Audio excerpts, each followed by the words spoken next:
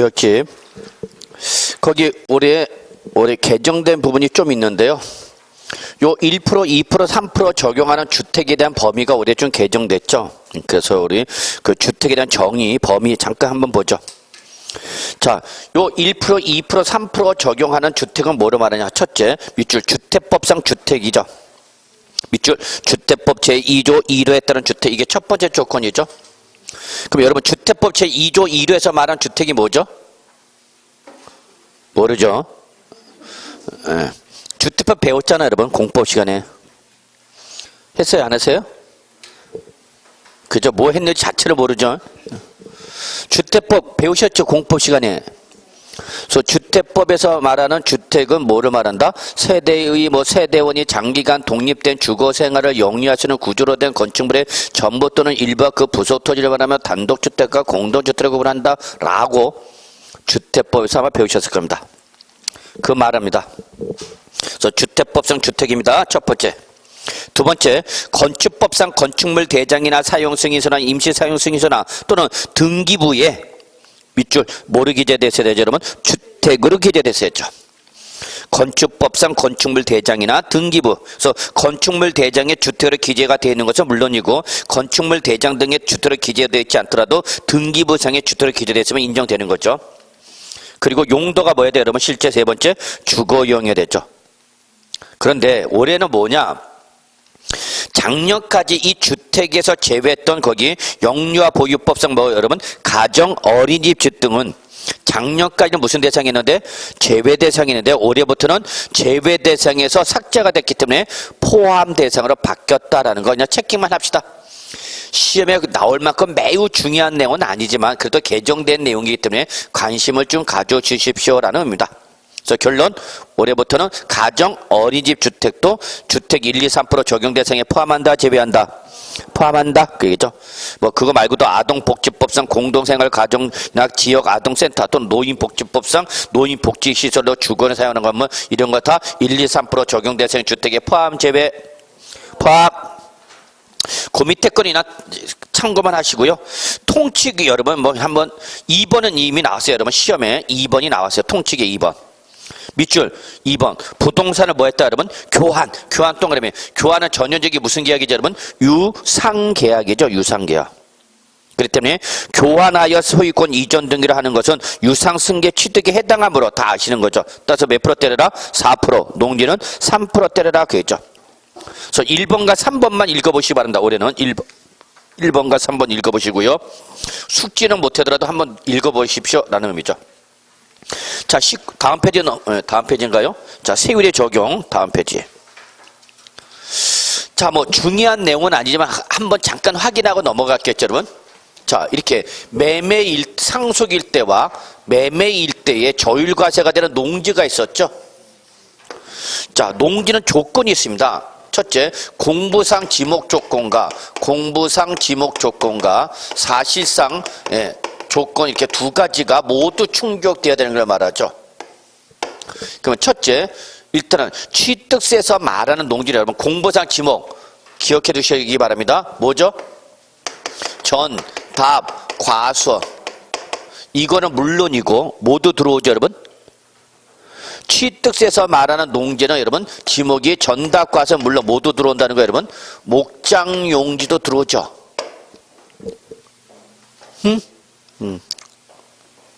여보세요? 했던 거일 텐데. 그래서 지목을 보세요. 전, 답, 과수는 물론 뭐까지 포함하는 개념이다고요? 목장, 용지까지 포함하는 개념이야. 그런데 말입니다. 재산세에서나 양도소득세에서는 제가 지금 얘기하고 싶은 건 뭐냐면 취득세에서는 전답, 과수는 물론 뭐까지지만 목장, 용지까지지만 재산세와 뭐에서는 양도소득세에서는 재산세와 뭐에서는 양도소득세는 뭐만이 되냐? 전답, 과수까지만을 말합니다.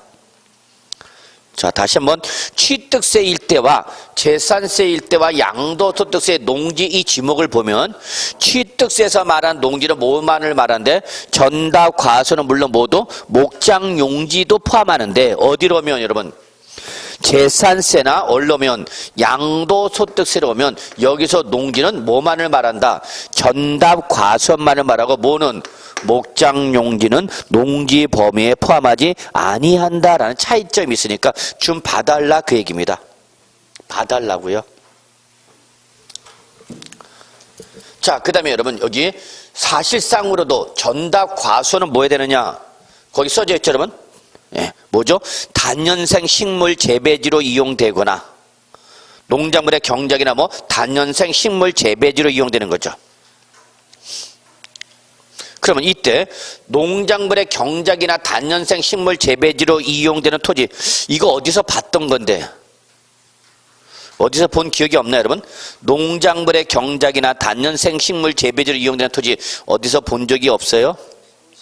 네, 농지법상 농지정의죠. 네, 바로 농지법상 농지정의를 우리 세법에서 끌고 온 겁니다. 자, 그렇게 보시면 되고요. 그래서 여러분 농지를 일단 지목 좀 봐달라는 얘기고 여러분, 그 다음에 2번 별표 2개, 동그라미 3번 별표 3개, 4번 별표 하나.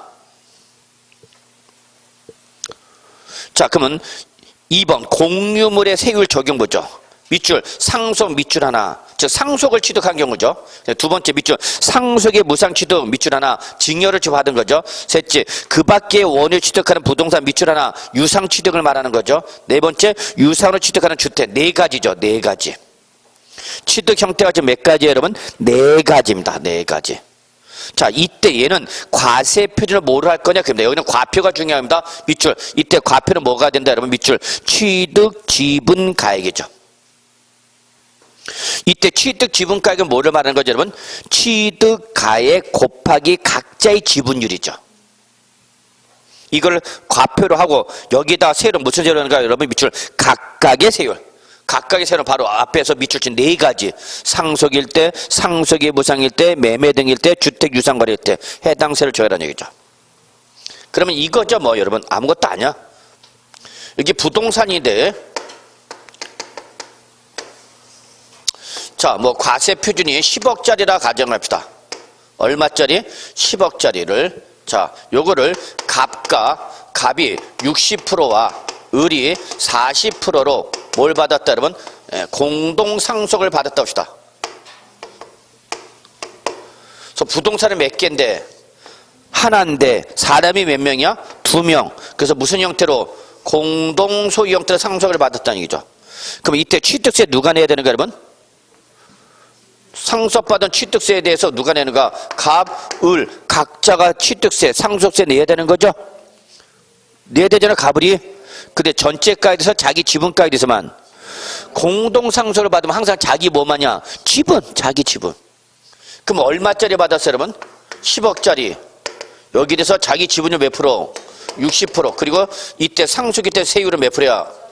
2.8%인가요? 예, 뭐 농지란 말이 없으면 그냥 2.8% 가면 되는 거죠. 그래서 자기 뭐에 대해서만 내면 되는가?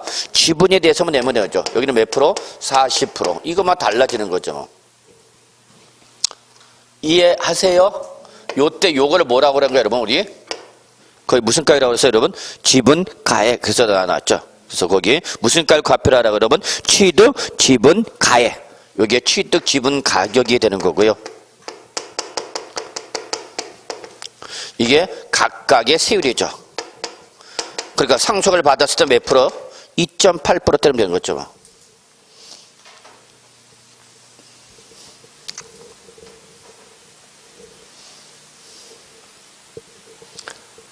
이해되세요? 자, 그러면 요거를 상속이 아니라 매매를 좀 고쳐봅시다. 매매. 그래서 요거를 뭐라 가정하고? 주택이다 가정하고요. 요거를 매매를 취득했다 봅시다. 매매. 주택을 매매를 취득했다 봅시다. 그러니까 주택 하나를 얼마짜리를? 10억짜리를 누가? 갑과 을이 뭐 한 거죠? 공동소유를 취득했다 그 얘기죠. 그럼 취득세 누가 내면 돼요? 갑을 각자가 내면 되는 거죠. 자기 뭐에 대해서만? 지분에 대해서 내라는 얘기야. 이해하셨죠? 예. 다 아신 걸 괜히 저 혼자 흥분했죠?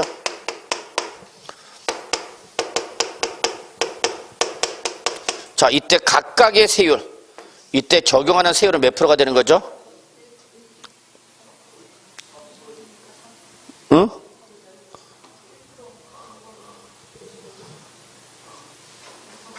이건 시험 범위야.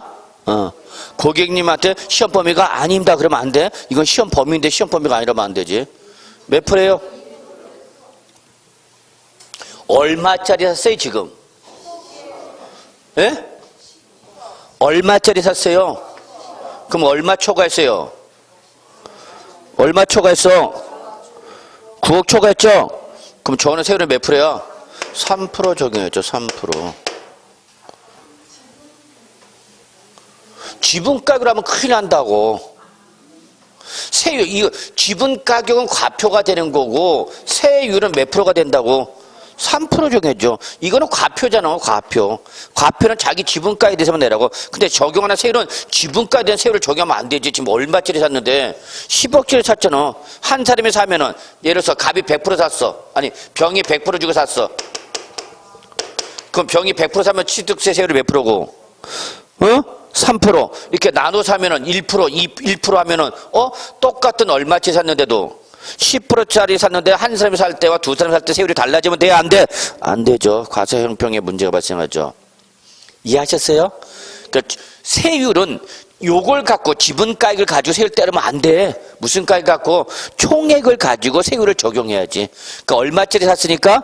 10억짜리 샀으니까 적용하는 세율은 몇 프로가 되는가? 3%가 돼야지. 지분가 6억이니까 6억이야 1%, 4억 6억이야 1%. 그럼 큰일 난다고. 그럼 이때는 취득세 과소 신고 납부했기 때문에 이 사람은 취득세 추징 들어가면서 뭐가 돼? 가산세 두들겨 맞죠. 그럼 그 가산세를 내는 사람이 가만 그냥 내겠냐고. 또 공인중개사 찾으러 오잖아. 이스키야 네가 말 잘못돼갖고 가산세 내지 않냐고. 그래서 우리 공인중개사는 거래 한 건 성립할 때마다 사무실 옮기는 게 제일 좋아. 후환을 없애버려.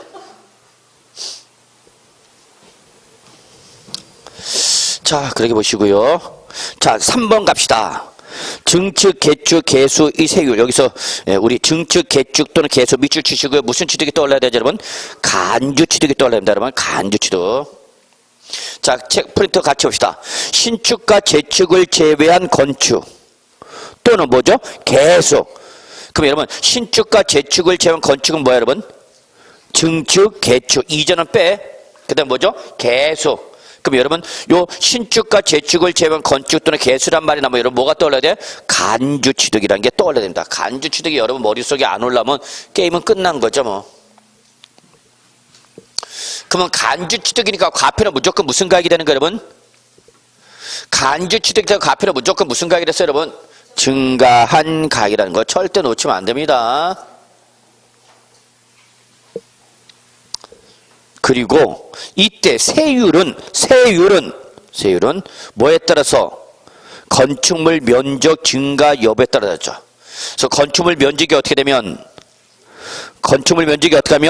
증가하면 이때는 적용하는 세는 어떤 세율이다?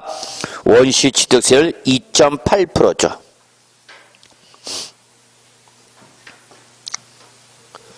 자, 여기 보세요. 건축 봅시다.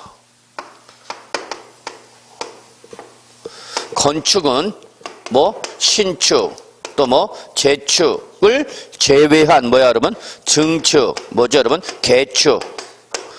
그리고 또 뭐가 있죠 여러분? 개수. 그러면 여러분 여기서 신축과 재축을 있게 하면은 등기부 상에는 무슨 등기 들어가는 거죠? 건물 새로 졌어? 건물 다시 졌어?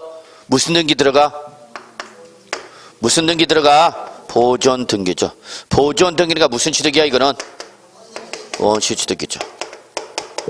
근데 증축이나 개축을 해서 무슨 등기 들어가? 무슨 등기 들어가? 변경 등기. 개수 뭐 들어가? 변경 등기. 자, 그로 인해서 가액이 어떻게 하면 증가하면 우리 취득한 걸 보겠다. 무슨 취득? 간주 취득이죠. 간주 취득. 자, 그러면 이때에 원시 취득일 때와 간주 취득일 때 적용하는 뭐와 과세표준과 과세표준 그럽시다.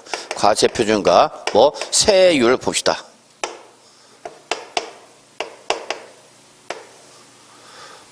그러면 신축과 재축을 함으로써 무슨 등기가 일어나갖고 보존 등기라서 무슨 취득을 할 때 원시 취득을 할 때 과표는 뭐가 되는 거냐 그 얘기야.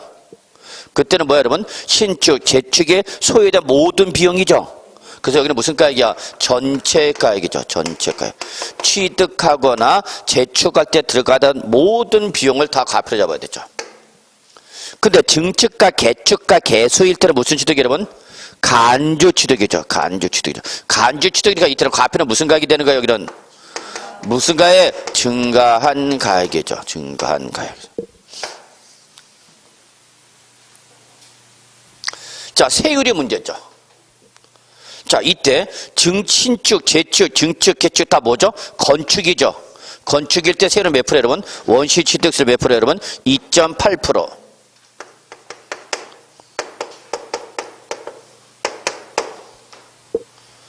자, 그 다음에 개수 봅시다.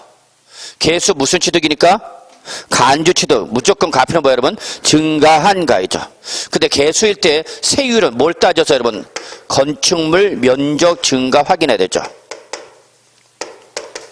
그래서 건축물 면적의 증가가 있으면 어디로 가고?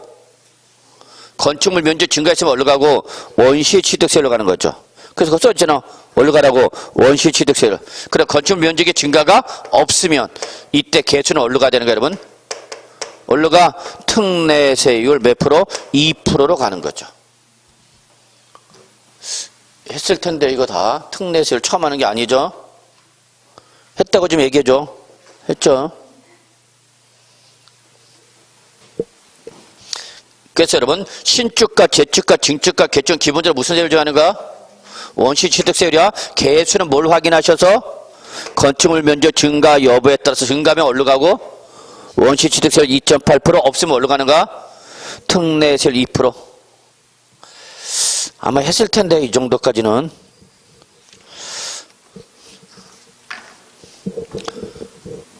요건 어디서 나온다고? 특례세율에서 나오죠. 개수. 그리고 신축과 재축, 증축, 개축은 어쨌거나 세율은 무슨 세율 정한다고요? 원시취득세 2.8% 무슨 취득이니까? 원시취득 건축에 해당하잖아. 건축법상 건축은 몇 가지야? 5가지. 신축, 증축, 재축, 개축 이전 배우셨죠? 했잖아 건축법에서. 그럼 이때 건축법상 신축, 재축, 증축, 개축 이전이 뭐라는 것은 건축법에서 했을 거고 그에 따라서 우리 세금은 어떻게 할 거냐 그 얘기죠. 꼭 기억해 두셔야 합니다. 자, 탄력세가 그냥 가볍게 한번 확인합시다. 지방자치단체장은 조례로 정하는 바에 따라서 취득세를 부동산 취득의 표준세를 몇 프로 범위에서 50% 범위에서 뭐 할 수 있다 여러분? 가감할 수 있다. 이걸 뭐라 한다 여러분? 탄력세율. 자, 기본통칙 11-3 요거 하나만 읽어보시기 바랍니다. 11-3번 한번 읽어보시고요. 자, 이제 양가로 4번, 양가로 5번, 양가로 6번 다 무슨 세율이죠 여러분? 중과세율 대상입니다. 중과세율 대상인데 자, 요거는 여러분이 이미 좀 중과세 했나 안 했나 우리 전에 했어요? 네, 했으니까 다행이네요. 일단 여러분 표준세에다가 중과기준으로 2%에 4배인 8%도 하는 거 우리 5가지 무슨 재산이죠 여러분? 사치성 재산, 사치성 재산 절대 놓치면 안 돼. 그래서 5가지 저는 이렇게 외웁니다. 앞글자 따서 별골, 오, 손주. 별장할 때 별자, 골프장 할 때 골자, 고급 오락장 할 때 오자, 고급 선발 할 때 선자, 고급 주택 할 때 주자. 그래서 별골, 오, 선주. 저는 이렇게 외웁니다. 사치성 재산. 그때는 어떤 분은 앞글자 따서 외웁니다. 별골에 완고, 투고, 쓰리고 이렇게 외우는 분이 계셨어요. 그때 시험에는 뭐가 나오냐? 고급 자동차가 나왔죠. 그래서 그 또 틀렸죠. 자, 그래서 여러분 사치성 재산 5가지 어떻게 외운다 여러분? 별골, 오선주. 이때 여러분 실무 나가시면 여러분이 고급주택이 뭐라는 거 확인하실 수 있어야 되겠죠? 고급주택 별표 2개, 별장 별표 하나 좀 정리해 두시기 바랍니다.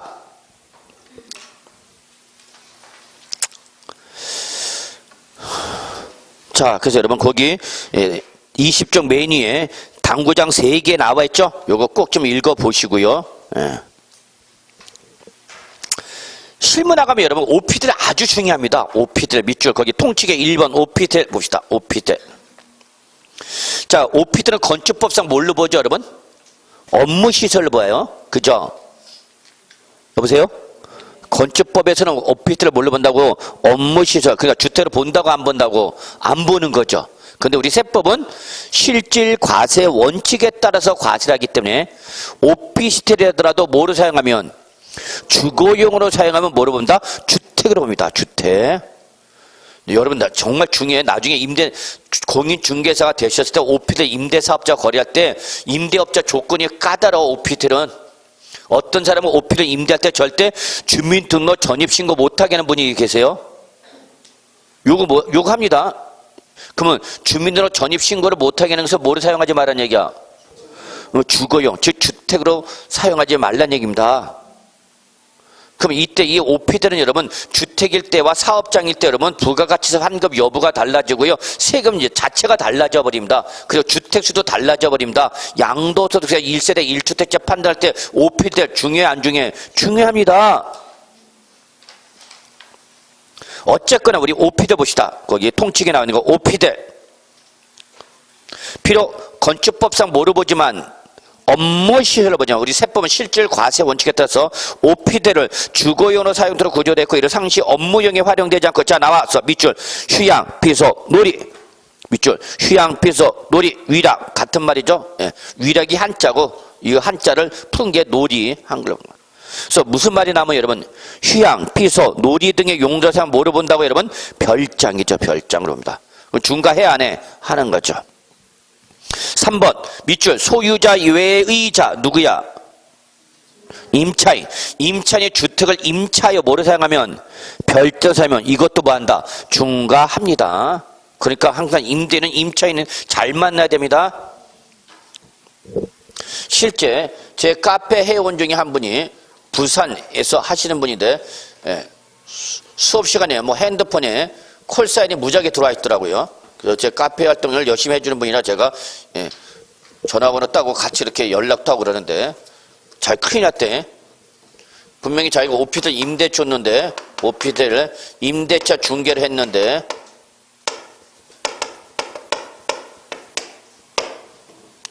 이 임대인한테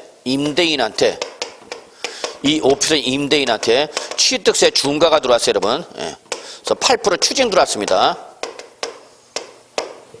아이씨 오피스텔 분명히 취득세 이미 뭘 냈는데 취득세를 냈는데 이걸 뭐 하는 과정에서 임대를 하는 과정에서 취득세 8% 추징이 들어왔다고요.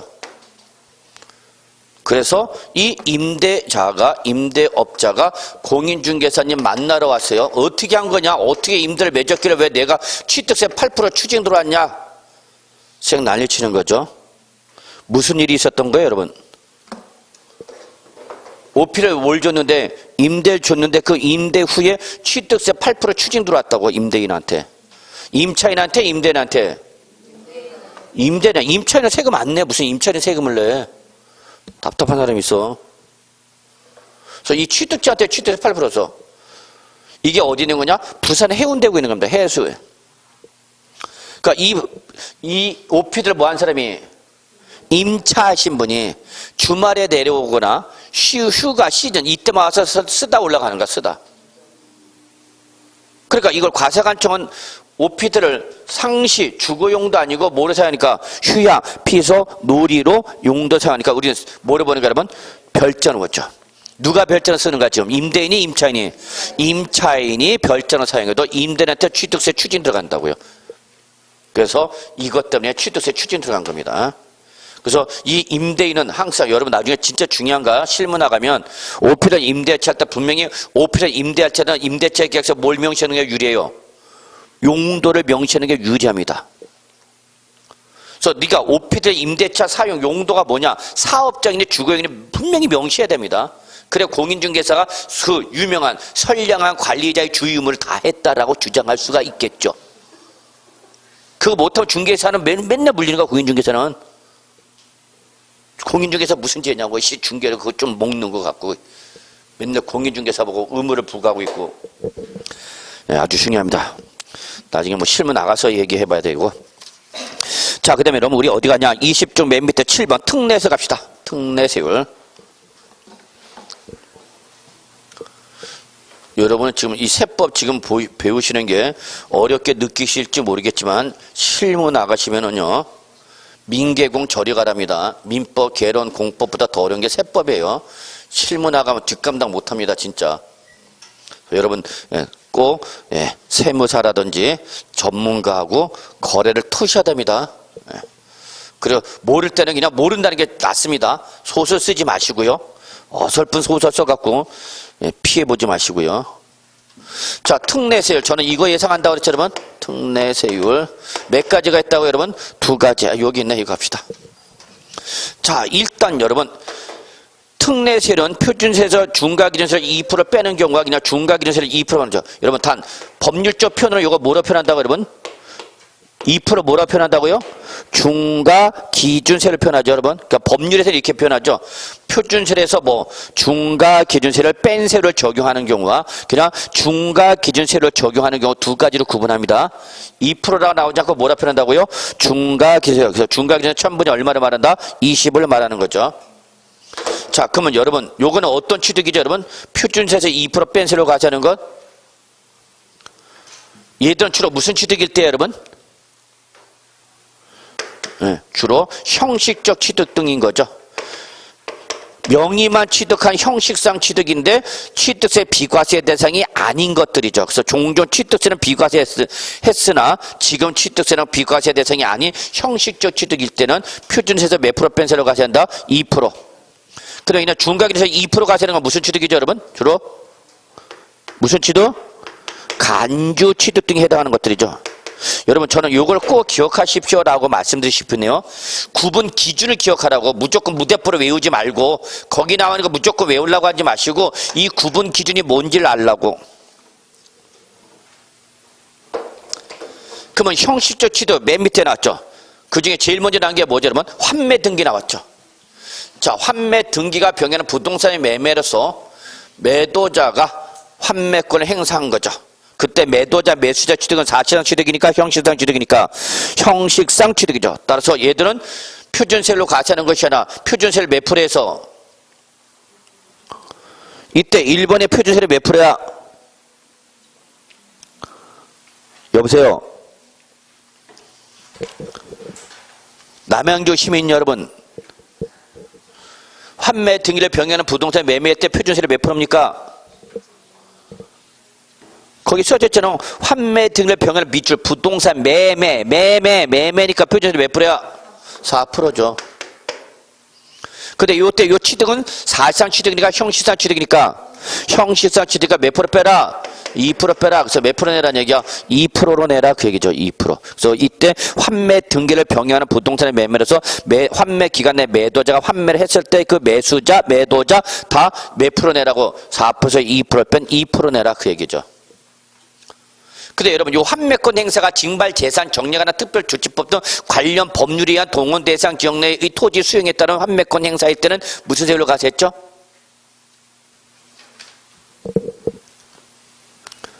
징발 재산 정리하는 특별조치법 등 법률에 의한 환매권 행사일 때는 어디로 가야 돼?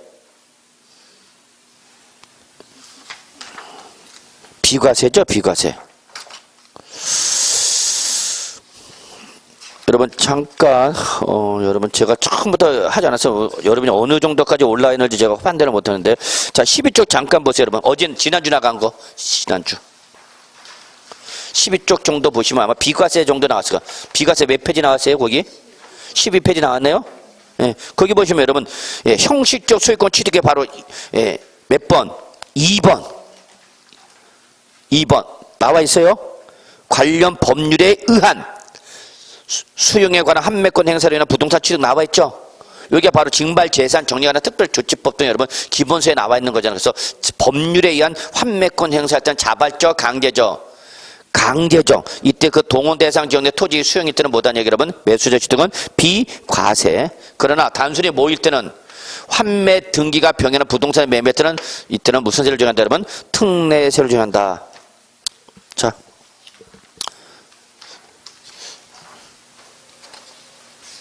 어려워요? 자, 제가 지금 여러분 감을 제가 못 잡아갖고 어느 정도까지 했는지 제가 감을 못 잡으니까 조금. 자, 일단 22쪽 갑시다. 가면서 서로 조정하죠, 뭐. 예. 그러니까 전에 어디까지를 공부했는지 제가 확인을 못하니까 제가 이렇게 얘기했다가 안 배운 거 있으면 안 배웠다고 얘기해 주세요. 예, 그러면 제가 거기다 보충적 설명을 하거나 그럴 테니까. 자, 2번 밑줄 상속으로 인한 1가구 1주택 및 부속토지 취득 밑줄. 뭘 받았다고요? 상속을 받았는데 1가구 1주택이 됐대. 그러니까 이거 누가 상속을 받은 거야, 여러분? 무주택자가 상속을 받은 거죠. 무주택자가 상속을 받아서 1가구 1주택이 됐다니까. 그럼 우리 세법 뭐로 보냐면 불쌍한 놈으로 보는가.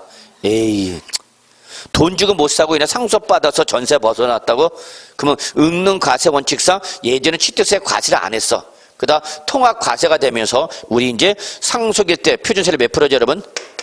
2.8이지만 예. 종전 취득세 비과세했던 애들이니까 2% 빼라는 얘기야. 그래서 몇 프로 내라는 얘기 여러분? 0.8% 내라 그 얘기 여러분. 예. 자, 4번 보죠. 3번은 볼 필요 없어요. 4번 그 유명한 뭐죠 여러분? 공유권의 분할이죠. 자, 그럼 우리가 아까 공유물, 합유물, 총유물이랑 공유권의 분할일 때 표준세는 몇 프로였죠 여러분? 2.3%였죠. 근데 거기서 2.3% 과세를 하지 말고 그 2.3%에서 몇 프로 뺀 2% 뺀 몇 프로 여러분? 0.3%로 내라 그 얘기죠 여러분. 0.3%. 자, 4번 5번이네. 이전 나왔다. 5번 건축물 이전. 자, 우리 신축, 재축, 증축, 개축까지 나왔었죠? 이제 마지막 뭐 나왔어? 이전. 그러면 이전 때 건축물 이전 때 표준세는 몇 프로 여러분? 2.8%지만 이 건축물의 이전은 여러분 다 아시다시피 동일한 필지 안에서 건축물의 주요 구조부 해체 이슈 없이 몸 바뀌는 거야. 위치만 바꾸는 거죠. 그러니까 사실상 취득이야, 형식상 취득이야. 형식상 취득이죠. 따라서 여기서 몇 프로 빼라? 2% 빼라. 그래서 몇 프로 내라는 얘기야? 0.8% 내라 그 얘기죠. 근데 여러분 거기 4번과 5번은 다 뭐가 있죠? 여러분 단서 붙어 있죠. 4번과 5번 단서 꼭 보셔야 됩니다. 4번 공유권의 분할이 하더라도 등본상 본위 지분을 뭐하면 초과하는 범위일 때는 요 특례세율 적용 대상에서 어떻게 하라고요? 제외한다. 여기 밑줄 등기부 등본상 본위 지분을 초과하는 범위 밑줄 치시고 요거는 뭐야? 표준세율을 적용하라는 얘기죠. 특례세율이 아니라 표준세율로 가세하라 그 얘기죠. 자, 5번 건축물 이전일 때는 그냥 2.8% 2% 빼면 0.8% 내면 되는데 밑줄 이전한 건축물 가격이 종전 건축물 가격을 뭐하면 혹시 초과한다면 그 초과하는 가액은 특례세율 적용 대상에서 어떻게 하고 제외하고 무슨 세율로 가세라는 얘기야? 표준세율로 가세라는 얘기야. 특례세율에서 제외한다고 해서 무슨 세율을 적용하는 얘기야? 표준세율을 적용하는 얘기죠. 자, 6번 아까 봤었죠? 이혼에 따른 민법상 부부 공유 재산의 분할이죠. 그래서 이혼 시 재산 분할로 인한 취득 이때는 역시 표준세에서 몇 프로 뺀 거예요 여러분? 2%. 이때 표준세는 몇 프로가 되느냐? 실무상에서 3.5%가 적용됐죠. 왜냐하면 단순한 공유권의 분할을 보면 2.3%인데 반해서 상속의 무상으로 보면 3.5%가 돼요. 그러면 하나의 자산에서 둘 이상의 세율이 동시에 적용할 때는 어떤 세율 적용한다 여러분? 높은 세율 적용하기 때문에 몇 프로? 3.5. 여기서 몇 프로 빼라? 2%. 그래서 몇 프로? 1.5. 자, 그러면 정리할게요. 첫째, 일단은 표준세에서 2% 뺀 세율로 과세하는 종류를 아셔야 됩니다. 종류를 먼저 잡으시고 이때 그 구체적인 세율은 여러분이 한번 이렇게 정리하시면 되겠고요. 정리까지 못하더라도 여기까지 못하더라도 종류는 아셔야 돼요 여러분. 무슨 말인지 아시죠? 표준세 2% 뺀 세율 적용하는 것은 첫째 환매권 행사, 요거 뭐 상속이나 1가구 1주택, 요거 공유물의 분할, 그 다음에 바로 건축물 이전, 그 다음에 바로 민법상 이혼에 따른 재산 분할 이럴 때. 그래서 여러분 7번에 이런 말이네요 여러분. 그 밖에 밑줄 무슨 취득이 됐어요 여러분? 그렇죠 밑줄. 위에 나오는 동그라미 1, 2, 3, 4, 5, 6은 주로 무슨 취득이구나? 형식적 취득에 해당하는 것들이구나 라는 거 느끼시면 되죠. 그래서 시행령에 규정한 게 거기에 벌채하여 원목을 생산하기 위한 임목의 취득이 있는데 그건 보실 않으셔도 될 것 같습니다. 자, 간주 취득 이제 특례세율 2%짜리 정하는 거 합시다. 자, 주로 무슨 취득이에요 여러분? 간주 취득에 해당하는 것들이죠. 자, 거기서 여러분 동그라미 1, 2, 3 묶으세요. 동그라미 1, 2, 3 묶으시고요. 무슨 취득이에요? 간주 취득이죠. 개수 나왔다. 개수. 우리 아까 개수 했어 안 했어? 했죠? 증축, 개축, 개수 했잖아. 그래서 개수일 때는 뭘 확인하셔서 밑줄 건축물 면적 증가 확인하라 그랬죠? 그래서 건축물 면적이 증가되면 그때 무슨 세율 적용하고 원시취득세율 적용하는 거고, 건축물 면적의 증가가 없으면 특례세율 몇 프로 때려라? 2% 때려라 그 얘기죠. 개수가 제일 중요합니다. 그래서 다시 한번 정리합시다. 개수는 무슨 취득이니까? 간주 취득이니까. 과표는 무조건 무슨 가액이야? 거기 써져 있잖아요, 여러분. 마지막에 이 경우 과세표는 뭐라고 써요, 여러분? 네, 무슨 취득이니까? 간주 취득이야. 하여튼 간주 취득은 무조건 과표는 뭐야? 증가한 가액이야, 여러분. 그 2번에도 뭐라고 써져 있어요, 여러분? 마지막에 증가한 가액. 다 간주 취득이니까 그래요, 여러분. 그래서 간주 취득은 과표는 변함 일시 없이 무조건 무슨 가액인데? 증가한 가액인데, 개수는 세율 따질 때 하나 더 따져라. 뭘 따져라 여러분? 건축물 면적 증가 여부 확인하셔야 되겠죠? 네. 그래서 증가했쇼? 그럼 무슨 세율? 원시취득세율 2.8%. 건축물 면적 증가 없는 개수예요. 그럼 어디로 가는 거야? 특례세율 2%. 잘 쫓아오고 계시죠 여러분? 네. 자, 동그라미 2번. 선박, 차량, 기계, 장비, 종류 변경 밑줄 하나 여러분. 토지, 지목이 사실상 변경 밑줄 하나. 무슨 취득? 무슨 취득? 간주 취득. 예, 그러니까 과표는 무조건 무슨 가에? 증가한 가에. 세율은 무슨 세율? 특례세율 2%죠. 자, 3번 그 유명한 뭐죠 여러분? 과점주주죠. 과점주주. 과점주주. 간주 취득이죠. 자, 그 1, 2, 3을 보시고 여러분 나머지는 뭐냐 눈만 보시고요. 동그라미 7번에 니은과 디귿 묶으셔야 됩니다. 7번에 니은과 디귿. 여기까지가 시험에 나오는 것들입니다. 니은과 디귿. 니은, 무덤가 이에 접속된 부속 시설물의 부지로 사용된 들어서 밑줄 지적공부상 지목이 묘지인 토지 밑줄. 자, 여러분 지적공부상 지목이 묘지인 토지 이게 뭐다고요? 무덤. 이게 뭔지 모르는 분 오세요. 제가 묻어버리면 알 테니까. 자, 그래서 이렇게 공부상 지목이 묘지인 토지 취득하면 이때는 특례세를 몇 프로 가셔야 한다? 2% 가셔야 한다. 옆에다 적으세요. 그런데 이 지적공부상 지목이 묘지인 토지에 대한 등록면허세와 재산세는 뭐죠? 공부상 지목이 묘지인 토지에 대한 등록 면허세 재산세는 뭐냐고. 취득세는 특례세로 가셔야지만 예, 비과세죠. 비과세. 그래서 등록 면허세와 여러분 재산세는 비과세입니다.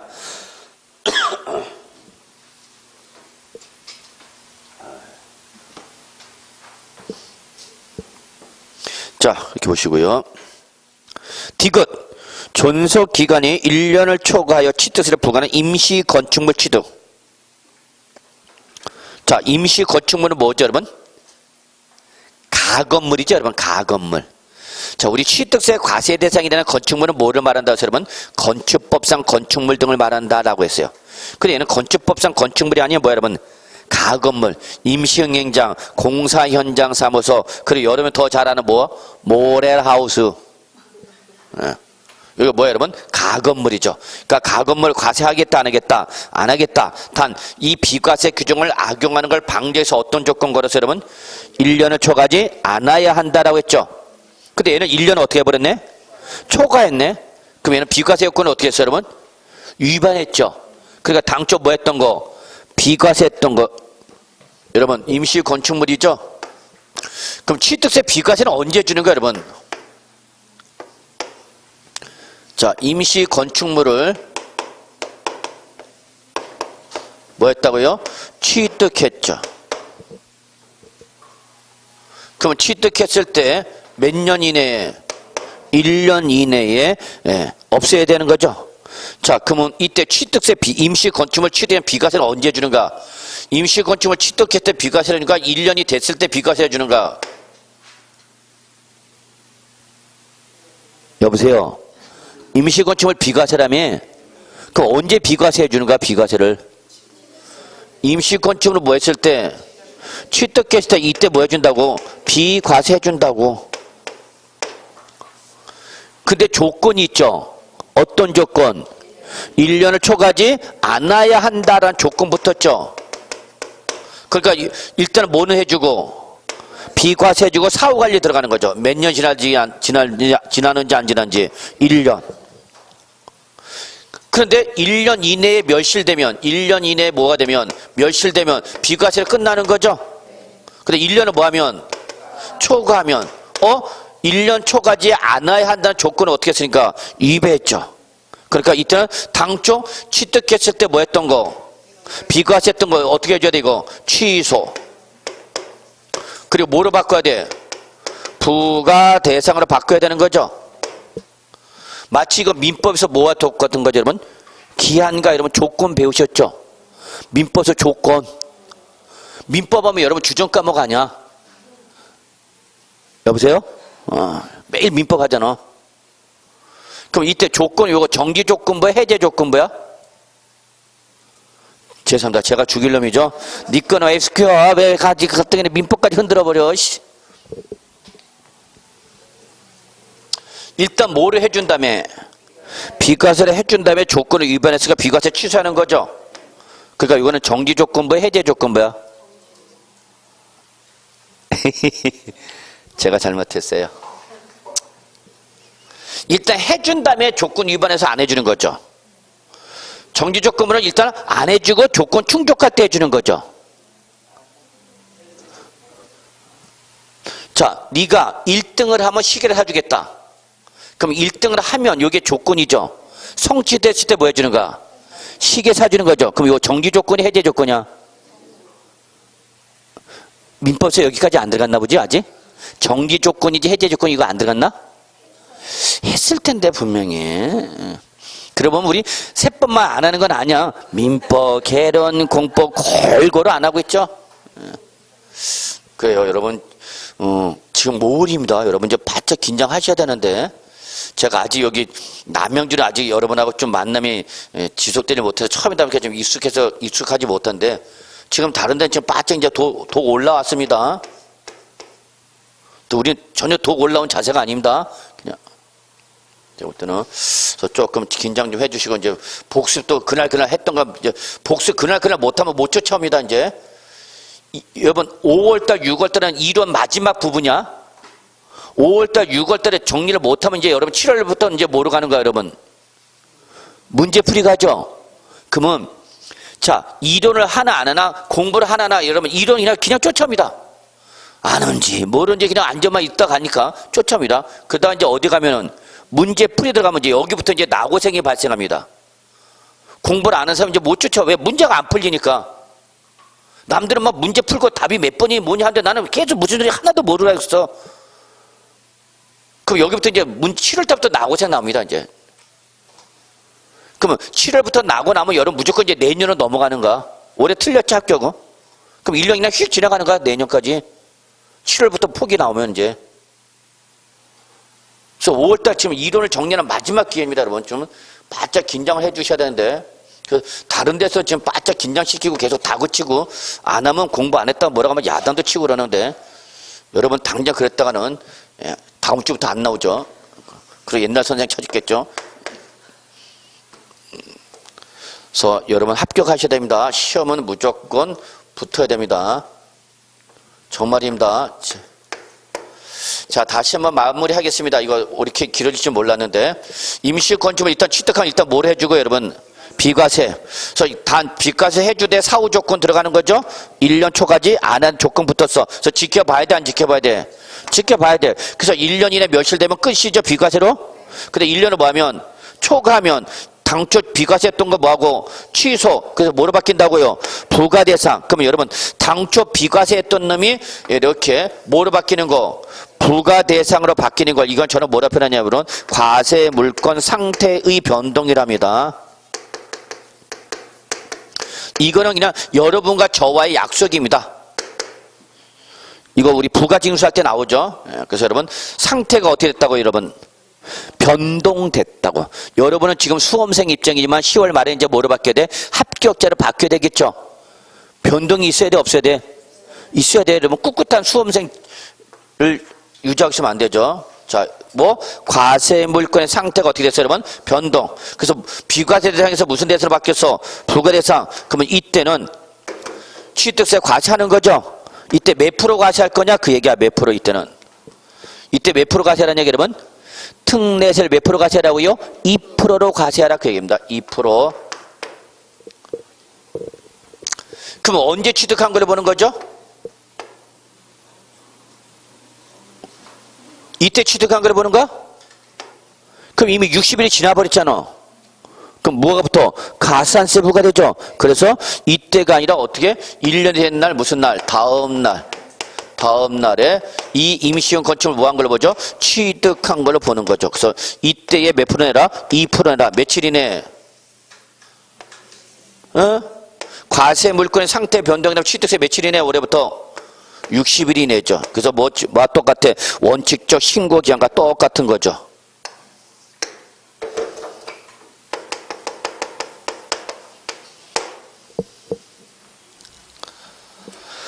자, 보시기 바랍니다. 그래서 올해부터 정리하겠습니다. 과세 물건의 상태가 변동되면 작년까지 며칠이었지만 30일 했지만 올해부터 이제 올해는 이제 결론 낼게요, 여러분. 취득세나 등록세 30일짜리는 없어 이제.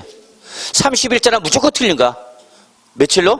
60일. 원칙적 신고기한과 다 통일시켜버렸어. 왜냐면 일반 사람들이 못 알아들은 얘기야. 공부하는 우리도 30일짜리인지 60일짜리인지 못 알아듣고 시험 나올 때마다 틀린데 일반인은 더 모를 거 아니야. 그래서 그냥 다 며칠로? 60일로 통일시켜버렸습니다. 다시 한번 마무리하겠습니다. 취득세나 등록물에서 신고기 이제 30일짜리 있다고요? 없다고요? 없다고요. 다 이제 며칠이야? 일순하면 60일. 기억해 두시기 바랍니다. 자, 그래서 여러분 21쪽에 디귿과 아니 니은과 디귿 정시하셨죠? 예. 자, 그 다음에 여러분 양가로 다음 페이지 양가로 보면 취득세 세율 적용 있는데 여러분 뭐 동그라미 1번, 동그라미 5번 체킹해 두시고요. 한번 읽어보시기 바랍니다. 아마 배우시지 않았을까 생각합니다만. 예.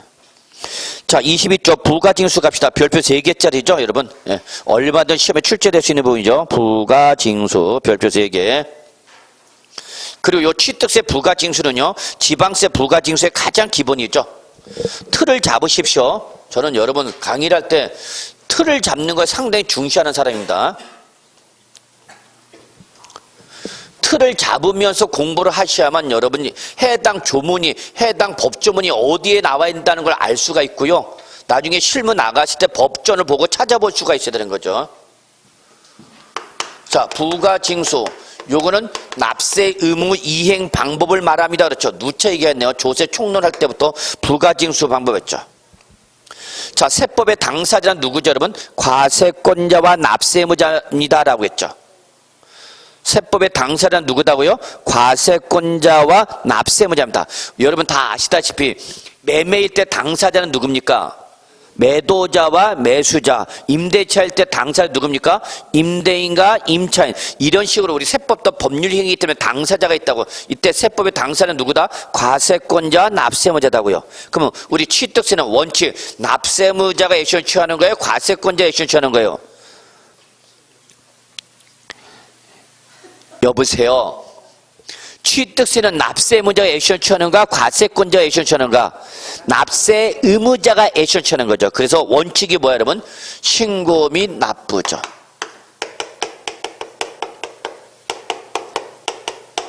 그런데 이러한 신고 납부를 했다 안 했다? 안 했다.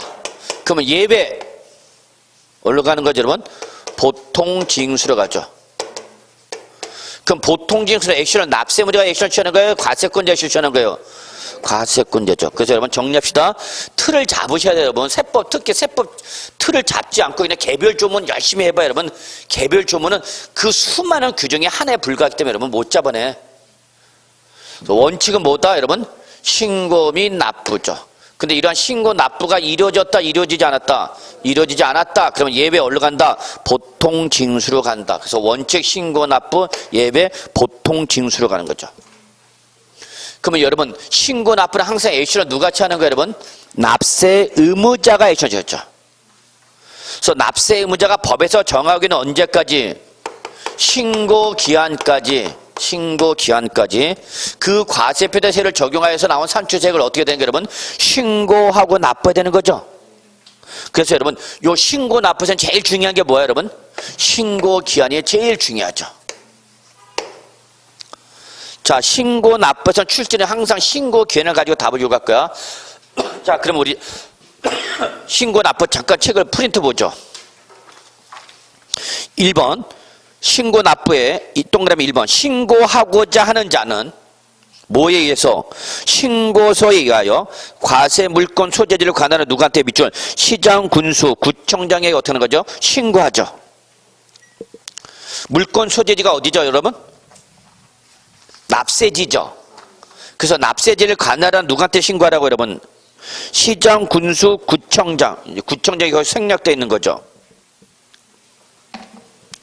여러분, 취득세는 누가 부과하는 지방세죠? 취득세는 누가 부과하는 지방세냐면 도지사 또는 특별시장, 광역시장이 부과하는 지방세죠. 근데 왜 갑자기 신고는 누구한테 하라고 했어요, 여러분? 시장, 군수한테 하라고 했어. 서울은 누구한테 하는가? 구청장. 자, 여러분, 이거 적으세요. 옆에다가. 이걸 뭐라 하냐면 징수위임 규정이라고 했죠. 징수위임 규정. 그래서 취득세 과세권은 도지사, 서울은 특별시장, 인천은 광역시장이면 여러분, 그럼 우리 여기 어디야? 경기도 남양주시니까 취득세 과세권자는 누가 되는 거예요, 여러분? 경기도 도지사죠. 그러면 경기도 도지사한테 취득세 신고하려면 어디까지 가셔야 돼요, 여러분? 수원 가셔야죠. 그래서 수원은 가까워, 멀어? 멀어? 그러면 취득세라는 세금 내는 것도 짜증나 죽겠는데 그 세금 내려고 어디까지 가야 돼요, 여러분? 경기도 수원까지 가야 되는 거죠. 그러니까 불편하니까 거기까지 오지 마시고 그냥 어디서 내세요? 남양주시에서 내세요. 그 얘기야. 그래서 시장, 군수, 구청장에 내라는 얘기야. 그러면 그걸 받은 누가? 시장, 군수, 구청장이 누구한테? 도지사한테 센터링 해준다는 얘기야. 그게 바로 뭐야, 여러분? 징수 위임 규정이라는 거 잊지 마시고요. 그래서 이거는 항상 광역 지방자치단체 등에 부과하는 지방세 때는 뭐가 적용한다고, 여러분? 징수 위임 규정. 자, 납부하고자 하는 거 합시다. 2번, 납부하고자. 그럼 납부는 어디 가서 할 거냐 얘기죠. 역시 과세물권 소재지. 즉 납세지를 관한 어디? 시군 금고나 시군 금고 대리점에 가면 되는 거죠. 여기서 여러분 시군 금고 밑줄. 금고는 어디를 말하는 거 여러분? 은행 등 금융기관을 말하는 거. 그러니까 돈은 어디 가서 내고? 은행에 가서 하고, 신고는 어디 가서? 시군 구가. 그러니까 신고와 납부가 하나야 별개야?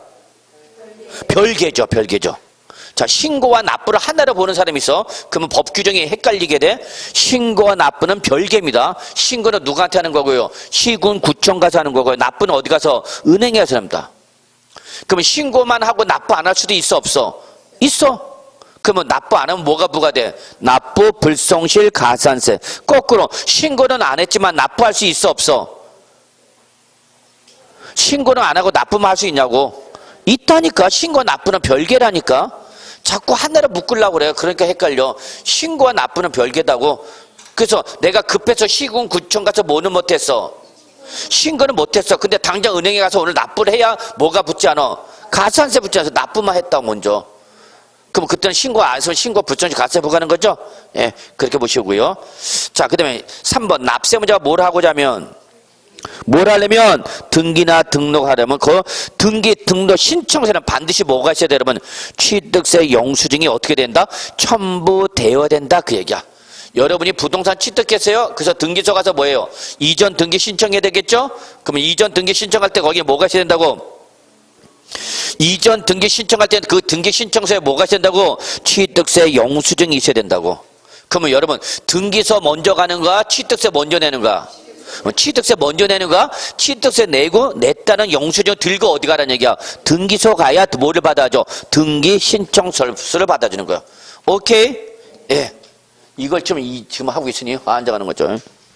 자, 그러면 이때 여러분은 신고기한은 뭐와 뭐를 구분해야 돼? 원칙과 예외로 구분하셔야죠. 자, 갑시다. 취득세는 취득일부터 며칠이네, 여러분? 동그라미 60일. 일수 계산이야, 취득세는? 예. 근데 예외가 있죠. 자, 예외 몇 가지가 있냐? 첫째, 상속이 있네요. 그 다음에 그냥 저랑 아까 약속했던 뭐 여러분? 과세 물권 상태의 변동이 있네요. 세 번째가 위신고 기한 전에 뭐 하네요? 등기 등록을 하네요. 그러면 이때 각각 예외에 따른 신고 기한이 언제인지 요거 꼭 정리해 두셔야 되는 거죠. 아마 시험에 나오면 신고 기한에 시험에 나오면 출제는 반드시 예외에서 물어볼 거니까. 그러면 여러분 상속은 예외 인정해줘야 안 해줘요? 해주죠. 그래서 여러분 확인합시다.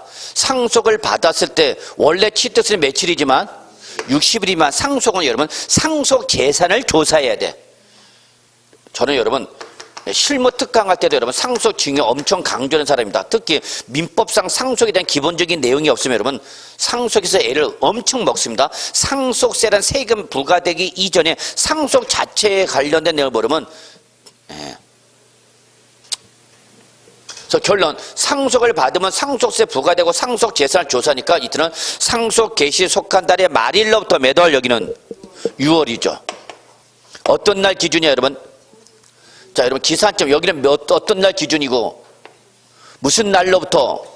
취득일로부터 60일이고 여기는 상속 개시 속한 달의 말일부터야. 여기가 기산점이야. 그래서 매달 6월 또는 매달이야 9월이죠. 그래서 9월은 언제야 여러분? 비거주자 외국에 주소를 둔 자가 받았을 때죠. 그럼 여러분 여기서 말일로부터 6개월 또는 9개월 여러분 적으세요. 요거는 뭐죠? 상속세 신고 기한입니다. 그래서 상속세 신고 기한과 취득세 신고 기한을 일치시키는 거야. 그래서 상속세 신고할 때 세무서 가서 뭐하고? 상속세 신고하고 시군 구청 들러서 뭐하라고? 취득세 신고하라고. 근데 여러분 제가 지금 얘기하고 싶은 건 뭐냐면 증여는 예외 인정 안 한다는 얘기죠. 증여는 예외로 인정하지 아니한다는 거 꼭 잡으셔야 돼요. 그러니까 증여는 언제 취득한 걸로 봤었죠 여러분 우리? 계약일에 취득한 걸 본다 했죠. 증여 계약일. 오늘 오전에 한 걸 하루를 못 버티죠. 다음 주부터 새로워지죠. 그리고 안 했어요. 자, 증여를 받았으면 언제 취득한 걸 본다고? 증여 계약일. 예외야 원칙이야? 원칙이니까 60일로 가야죠. 자, 과세 물건의 상태 변동. 요거는 그냥 제가 사용하는 용어예요, 여러분. 그래서 전님한테 아마 듣지는 못한 말일 텐데. 자, 여기 보세요. 당초 취득할 때 무슨 대상이었다가 표준세율 대상이었다 뭐로 바뀌었거나 중과세. 요거 적읍시다. 여러분 처음 하는 거니까. 제가 이걸 뭐라 폈냐면 당초 취득할 당시 그리고 요 놈이 그 이후에 바뀌는 거죠. 그래서 당초 취득할 때는 무슨 세율 대상이었냐? 표준세율 대상이었어요 여러분. 그다음 얘가 뭐로 바뀌었어요 여러분? 중과세율 대상으로 바뀐 거죠. 당초 나는 뭘 받았냐? 비과세를 받았어. 우리 아까 임시건축물 취득해서 뭘 받았어? 비과세. 근데 사후에 이 비과세 요건이 취소가 돼갖고 뭐로 바뀌어버렸어? 부과 대상으로 바뀌어버렸어. 당초 취득할 때 나는 뭘 받았냐? 감면 면제를 받았어. 근데 그 후에 요 감면 면제 요건을 위반함으로써 여기 취소가 돼서 뭐가 됐어요 여러분? 추징 대상으로 바뀌었어. 자, 이걸 저는 여러분 이렇게 기르니까 이걸 뭐라 표현한가 여러분? 과세 물건의 상태 변동. 그럽니다. 그냥 이거는 저와 여러분과 그냥 약속이야. 그래서 제가 과세 물건 상태 변동 그러면 취득한 이후에 등기 등록 그 이후에 상태가 어떻게 됐다? 변동됐다. 이거를 잡으셔야 됩니다. 그러면 작년까지는 여기가 며칠이었냐면 30일이었어. 30일. 그다음 올해부터 여러분 2019년도 개정세법 해설 들으셨죠? 개정세법 해설했죠? 안 했어? 개정세법 해설 따로 특강을 했어 안 했어? 안 했어? 했는지 안 했는지 자체를 모르는 거 안 한 거야? 한 거야. 죄송합니다. 물어보는 놈이 나쁜 놈이죠? 자, 어쨌거나 좋습니다. 며칠이네 여러분 여기 30일에서 이제 바뀌어갖고 다 며칠을 바뀌었다고요? 60일. 다시 한번 여러분 하여튼 우리 그냥 마무리합시다. 이제 30일짜리 있다 없다? 없어. 그냥 무조건 며칠이야? 60일이야 60일. 과세물건 상태면다. 그런데 3번 위로한 신고 기한 전에 먼저 뭘 하면 등기 등록을 하게 되면 이때는 이날까지 기다리고 안 기다리고 언제까지 여러분? 등기 등록 전까지죠. 어떻게 여기까지 왔냐? 등기 등록 전까지.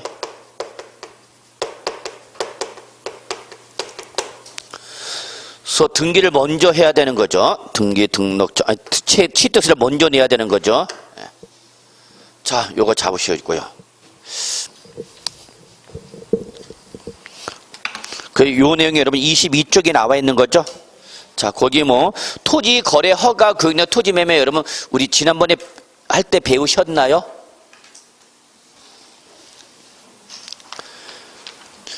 여러분 우리 중개업법에서 부동산 거래 신고 등에 관한 법률에 따른 토지 거래 허가 교육이나 토지 매매제도 배우셨죠?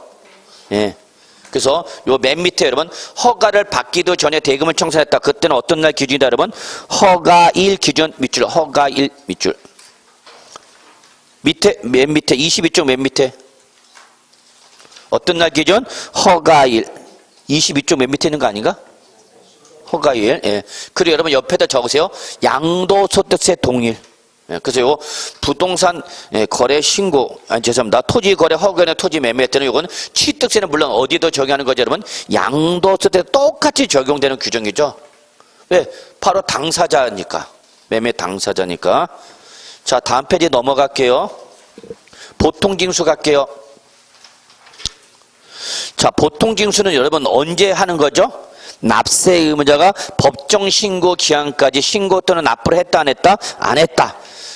그때는 이제 누가 액션하는 거 여러분? 과세권자. 여러분 보통징수 옆에다 하나 적어두시려. 항상 보통징수는 액션을 누가 취하는 거 여러분? 과세권자. 여기는 이제 지방자치단체가 나오는 거죠. 자, 지방자치단체장이 바로 신고 납부하는 거죠. 여기는 뭘 더한다고 여러분? 가산세죠. 그래서 신고 불성실 가산세 차등가세 40% 20% 10% 납부 불성실 가산세 하루 여기 오타가 났네. 만분의 3이 아니라 10만분의 25죠. 이거 죄송합니다. 이거 고쳐주시기 바랍니다. 10만분의 25.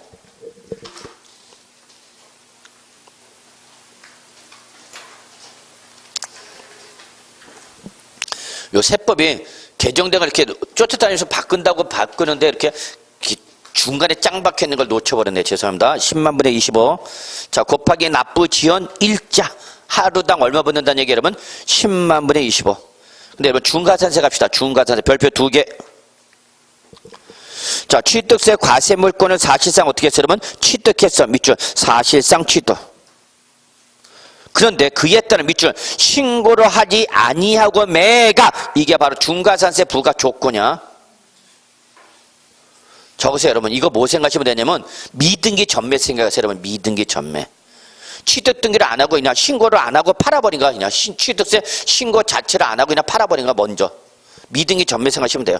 그럼 이때는 죄질이 무거우니까 위에 나온 일반 신고 불성실 가산세 납부 불성실 가산세를 적용하는 것이 아니라 중과세세 몇 프로 때리겠다고 하면 80% 10% 갈게요. 80%. 그런데 단서까지 꼭 보셔야 돼요. 단서까지. 다만 그 밑에 동그라미 1, 2번에 해당할 때는 요 중과산세 80% 적용 대상에서 어떻게 한다고 여러분? 제외하는 거죠. 그래서 첫째, 등기 등록 대상이 아닌 과세 물건. 즉 다른 말로 말하면 80%는 뭘 때만 적용하는가? 등기 등록 대상일 때만 적용하는 거죠. 다만 밑줄 골프 회원권 등의 회원권은 제외 대상에서 어떻게 한다 해서 여러분? 제외한다 했죠. 그럼 결론 제외 대상에서 제외했으니까 이건 뭐 적용 대상으로 바뀌는 거죠. 이해하셨나요? 무슨 말인지? 동그라미 1번과 2번은 제외 대상이라고 그랬죠. 근데 그 제외 대상에서 또 제외한다고 그랬잖아. 그러면 뭐란 얘기야? 적용 대상은 부정의 부정이잖아. 그럼 뭐가 된가? 긍정이 된 거죠? 자, 2번 아주 중요하죠. 밑줄 간주 취득일 땐 적용 안 하죠. 간주 취득일 땐 적용 안 한다.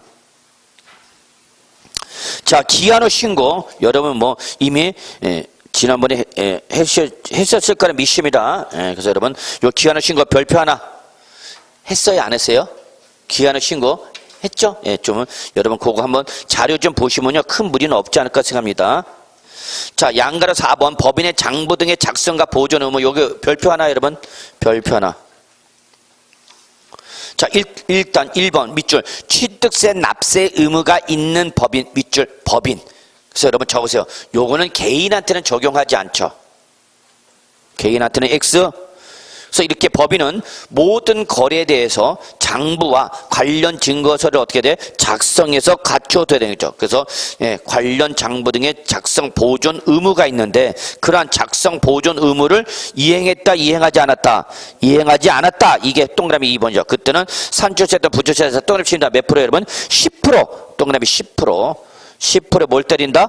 가산세를 때린다. 10%가 중요합니다. 이걸 출제 살짝 물어봤고요. 여러분 20% 이렇게 말을 바꿀 수 있으니까 주의하십시오. 그 얘기죠. 자, 그 다음에 이제 부가세 있죠. 여러분 취득세 납세 문장 취득세 기준에서 한 번 더 뭘 내야 된다. 여러분 농어촌 특별세와 지방교육세 한 번 더 내셔야 되죠. 그래서 여러분 요 부가세 좀 확인하고요. 자, 그래서 여기까지 해서 우리 일단 취득세 마무리 하겠습니다. 그리고 다음 주에 등록면허세 한 문제 함께 우리 재산세 넘어가도록 할 테니까 여러분 다음 주에는 좀 재산세까지 좀 기본적인 내용 좀 확인하고 오셨으면 참 고맙겠습니다. 자, 오늘 수업 여기서 마무리하도록 하겠습니다. 여러분 수고하셨습니다.